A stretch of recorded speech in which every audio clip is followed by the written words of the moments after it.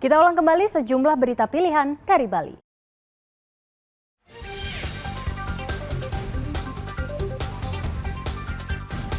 Sebuah mobil terbakar di garasi Jalan Ngurah Rai, Amlapura, Karangasem.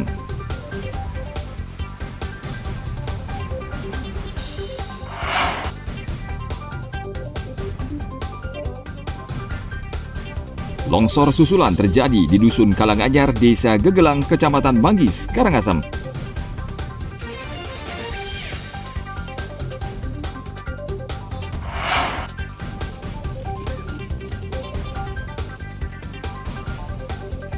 Tradisi mengusung Banten Gebogan setinggi 3 meter digelar di Pura Samuan 3 Gianyar.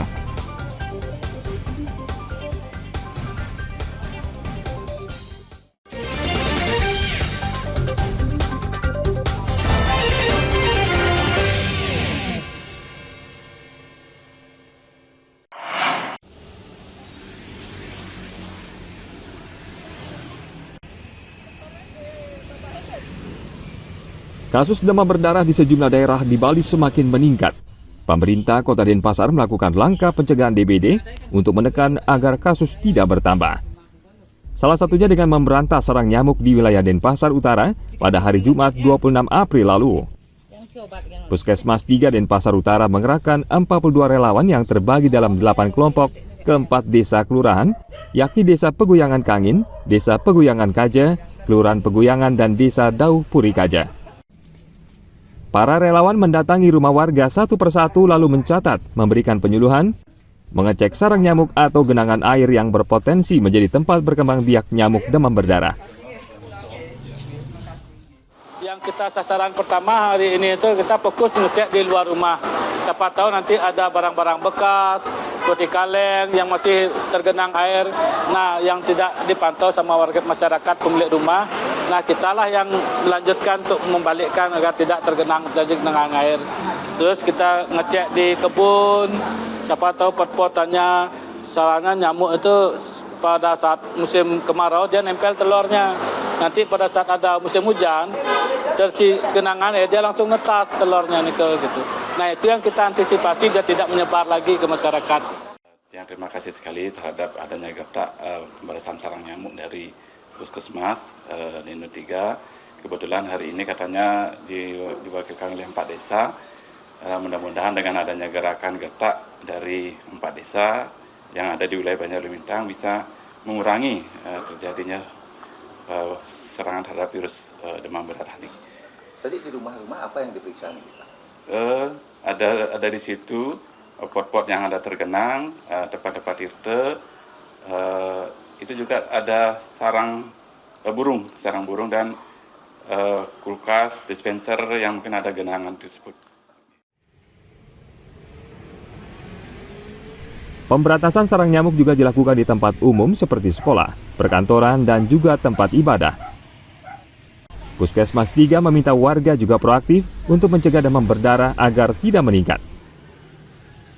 Berdasarkan catatan Puskesmas, sejak tanggal 1 hingga 26 April 2024, ada 12 orang warga yang terjangkit DBD di lingkungan Desa Dauh Puri Kaja.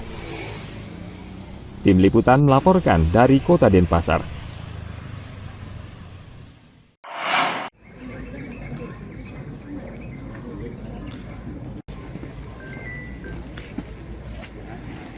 Dalam rangka memperingati Hari Kesiapsiagaan Bencana, Polres Karangasem Jumat pekan lalu menggelar simulasi bersama penanganan bencana alam dengan sejumlah pihak terkait.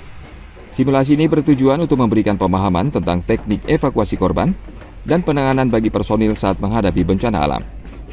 Dalam simulasi bencana gempa bumi dan tanah longsor, petugas harus menjalankan tugas seperti evakuasi korban, pencarian dan penyelamatan, memberikan bantuan medis, pengaturan lalu lintas hingga penanganan kebakaran.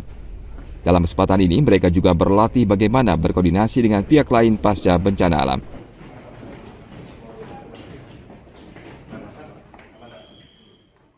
Wilayah Karangasem ini kita memiliki letak geografis yang konturnya itu berbukit, ada gunung, kemudian juga memiliki sungai dan laut yang bentangannya cukup luas. Maka dari itu kesempatan ini kami mengajak seluruh stakeholder yang ada untuk sama-sama di dalam rangka Hari Kesiapsiagaan ini untuk membuat suatu simulasi atau latihan sehingga personil ya, dari kepolisian, dari TNI, kemudian dari BPBD dan lain sebagainya itu benar-benar terkoordinasi sehingga setiap kegiatan nanti harapannya bisa kolaborasinya itu semakin bagus ke depannya.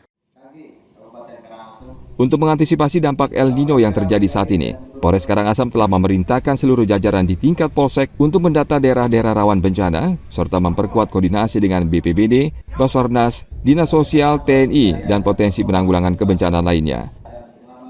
Langkah koordinasi ini penting agar siap siaga dalam menghadapi bencana alam yang bisa terjadi kapan saja. Tim Liputan melaporkan dari Kabupaten Karangasem. Apel pergelaran kesiapsiagaan penanggulangan.